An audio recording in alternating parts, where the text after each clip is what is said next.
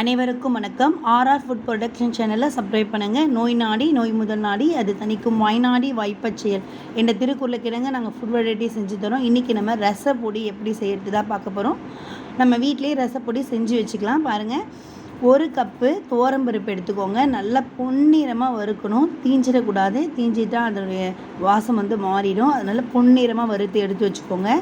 1 cup அளவுக்கு மல்லி, அதையும் எடுத்து பொன்னிறமாக நல்லா வாசம் வர வரைக்கும் வருங்க. அதுக்கு மேலே வறுக்க வேண்டாம். வறுத்திங்கன்னா கொஞ்சம் தீஞ்ச ஸ்மெல் வந்துடும். நல்லா அந்த மல்லி வாசனை வரும், அது வரைக்கும் மட்டும் வருங்க. அதுக்கப்புறம் ஒரு 10 காஞ்ச மிளகாய், அது நெடி வராமல் இருக்கிறதுக்கு கொஞ்சமாக அதோட உப்பு போட்டு வருங்க. கொஞ்சம் நல்லா மிளகாய் உப்பனை போல் இருக்கும். அப்படின்னா நல்லா ஃப்ரை ஆகிடுச்சின்னு அர்த்தம். எடுத்து வச்சுக்கலாம்.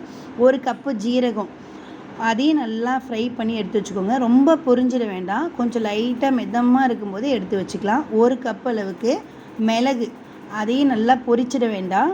படபடன்னு பொரியறதுக்கு முன்னாடியே கொஞ்சம் நல்லா மிதமாக ஹீட் ஆகும்போதே எடுத்து வச்சுக்கோங்க. 1 டர்மரிக் பீஸ் ஒன்று விரலி மஞ்சள் ஒன்று போட்டுக்கலாம். 1 கைப்பிடி அளவுக்கு கருவேப்பிலை நல்லா எண்ணெயில் போட்டு நல்லா ஃப்ரை ஆகிற அளவுக்கு இதை நல்லா வறுத்து எடுத்து வச்சுக்கோங்க. அது கூட கொஞ்சம் கட்டி பெருங்காயம் போட்டிங்கன்னா நல்லா வாசமாக இருக்கும். அப்படியே அந்த எண்ணெயிலே வறுத்து எடுத்து வச்சுக்கலாம். இது நல்லா மொறுமொறுன்னு ஆகிற அளவுக்கு நல்லா ஃப்ரை பண்ணி எடுத்து வச்சுக்கோங்க. இது கூட 1/4 டீஸ்பூன் கடுகு, 1/4 டீஸ்பூன் வெந்தயம், அதுக்கு மேலே போட வேணாம், கொஞ்சமாகவே போட்டுக்கலாம். இது நல்லா வாசமாக இருக்கும் பொடி. இதை போல் போட்டு எடுத்து வச்சுக்கலாம். இது கூட 1 பூண்டு நல்லா தட்டி எண்ணெயில் போட்டு நல்லா ஃப்ரை பண்ணி எடுத்து வச்சுக்கோங்க. இது எல்லாத்தையும் சேர்த்து இப்போ நம்ம அரைக்க போகிறோம். நல்லா ஆறின பிறகு மல்லி, மிளகாய், பெருங்காயம், இது எல்லாத்தையும் விரலி மஞ்சள் இதை மட்டும் முதல்ல போட்டு நல்லா ஃபைன் பவுடரை அரைச்சி எடுத்துக்கலாம். அதுக்கப்புறம் மிளகு, ஜீரகம், துவரம்பருப்பு எல்லாத்தையும் போட்டு கொஞ்சமாக உப்பு போட்டுக்கலாம்.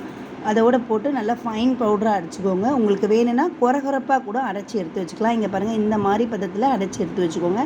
இப்போ நம்ம புளியும் தக்காளி பழமும் கரைச்சி வச்சுருக்குறோம். இதில் 1 டீஸ்பூன் அளவுக்கு நீங்கள் போட்டிங்கனாலே போதும். நல்லா சூப்பராக இருக்கும் ரசம். பாருங்கள், நான் 1 டீஸ்பூன் போட்டு கலக்கி ஒரு ரசம் ரெடி பண்ணியிருக்கேன். ரொம்ப டேஸ்டியாக இருக்குது. உங்களுக்கு நீங்கள் இதை செஞ்சு பாருங்கள். உங்களுக்கு வேணும்னா கீழே இருக்க நம்பருக்கு ஆர்டரை ப்ளேஸ் பண்ணலாம். தேங்க்ஸ் ஃபார் வாட்சிங். கமெண்ட் பண்ணுங்கள், லைக் பண்ணுங்கள்.